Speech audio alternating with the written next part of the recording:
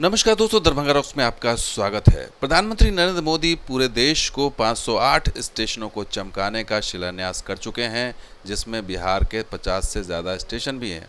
पूर्व मध्य रेलवे के 50 से ज़्यादा स्टेशन हैं। लेकिन आज हम बात करेंगे कि इन तस्वीरों से अलग एक ऐसी तस्वीर है जहां पर ट्रेनों के लिए लोगों को धरना प्रदर्शन करना पड़ रहा है। नरपतगंज में दानापुर जोगबनी एक्सप्रेस या रेल सेवा की मांग को लेकर के एक दिवसीय धरना प्रदर्शन किया गया और इसका असर भी अब दिखाई दे रहा है। तो इसका असर क्या हुआ है, किस तरह से दानापुर जोगबनी एक्सप्रेस को लेकर के उम्मीद की एक नई किरण जगी है और ये रेलवे के अंदर से एक बड़े अधिकारी ने इस बात का जो है भरोसा दिलाया है लोगों को कि जल्द ही, बहुत जल्द ये ट्रेन सेवा चालू कर दी जाएगी इस रेलखंड पर। आपको बता दें कि फारबिसगंज से सहरसा और फारबिसगंज से ललितग्राम के बीच में अभी भी ट्रेन सेवा नहीं है।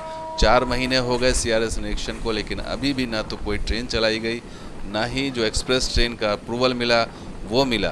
तो आज के परिप्रेक्ष्य में देखा जाए तो ये बड़ी चीज़ सामने आ रही है कि इसी महीने संभवतः ये खुशखबरी मिल सकती है और एक्सप्रेस ट्रेन के अलावा जो भी बाकी ट्रेन का अप्रूवल मिला है वो शायद हो सकता है इसी महीने वो मिल जाए। और पिछले दिनों खबर भी आई थी, पटना से ही खबर आई थी कि जो है वो ट्रेन इसी महीने अगस्त में शुरू कर दी जाएगी।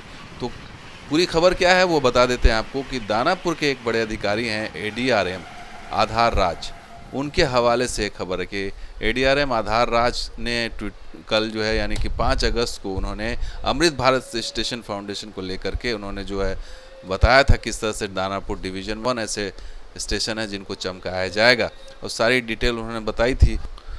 तो इसी ट्वीट पर एक यूज़र ने लिखा कि एक तरफ आज़ादी का अमृत महोत्सव और दूसरी तरफ आपके ही जोन के लोग पिछले 14 वर्षों से बंद पड़ी रूट पर ट्रेन चलाने को लेकर के संघर्षरत हैं। ये कैसी विडंबना है जहां लोग वर्षों के बाद भी ट्रेन परिचालनों को लेकर तरस रहे हैं। क्या इनके लिए आज़ादी का अमृत महोत्सव का कोई महत्व नहीं है?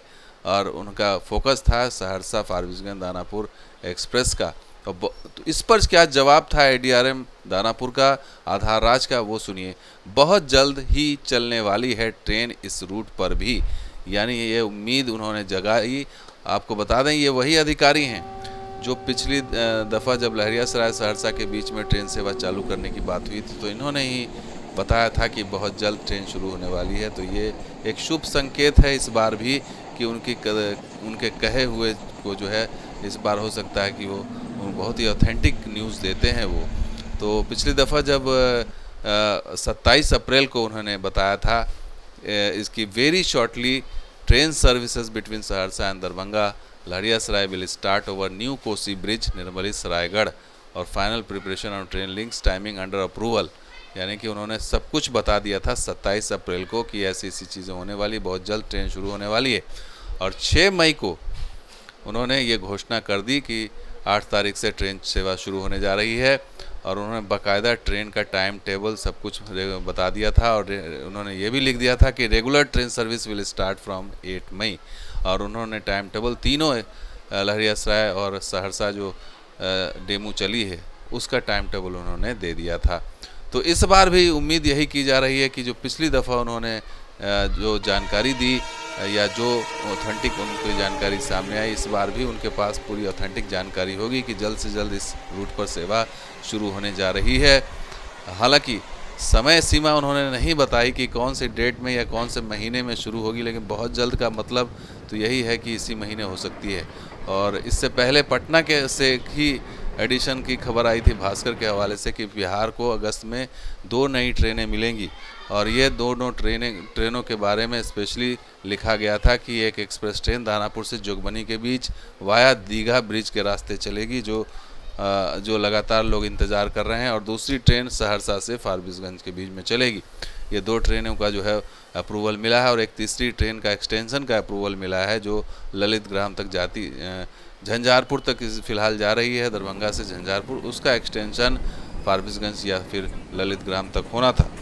तो इसलिए जो इंतज़ार की घड़ियां हैं वो लगता है कि इस बार इस महीने में ख़त्म हो सकती हैं और लोगों का जो इंतज़ार है लंबे समय से, 4 महीने तो सीआरएस अप्रूवल को हो गया और उससे पहले से रेल लाइन बनकर तैयार है, लेकिन अभी तक रेल सेवा इस पर नहीं मिली है और लोग इंतज़ार कर रहे हैं। खास करके जो सरायगढ़, सुपौल, नरपतगंज और निर्मली के लोग हैं, झंझारपुर के लोग हैं, वो पटना से कनेक्टिविटी उनको मिलनी है और ये ट्रेन सेवा चालू करने के लिए आंदोलन करने को भी लोग विवश हैं। एक दिवसीय धरना प्रदर्शन दिया गया। एक तरफ जहां अमृत महोत्सव अमृत स्टेशन का जो है शिलान्यास हुआ, तो वहीं दूसरी तरफ धरना प्रदर्शन भी लोग कर रहे थे। तो उसका ही ये असर है कि दबाव एक तरह का बन रहा है रेलवे के ऊपर और ये बात पहुंच रही है आगे तक कि यहाँ पर रेल सेवा शुरू की जाए और इस रेलखंड में जो है यात्रियों को सुविधाएं दी जाए। और ये जो धरना प्रदर्शन है, ये जो गुस्सा लोगों का दिखा नरपतगंज में एक दिवसीय धरना, ये सांकेतिक धरना ज़रूर रहा, लेकिन कहीं ना कहीं इसका असर दिखाई पड़ रहा है और आने वाले दिनों में लोगों का जो ये आक्रोश, ये गुस्सा दिख रहा है, इसी को ध्यान में रख कर के रेलवे को जो है वो कुछ ऐसा कदम उठाने की ज़रूरत है ताकि लोगों को जो है जल्द से जल्द उनका विश्वास लौटाया जा सके रेल।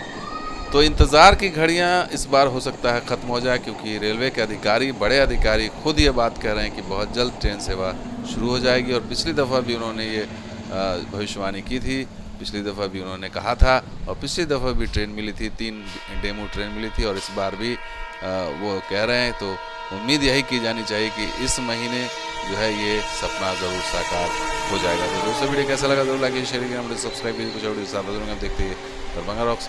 शुक्रिया, धन्यवाद। जय हिंद, जय बिहार, जय भारत।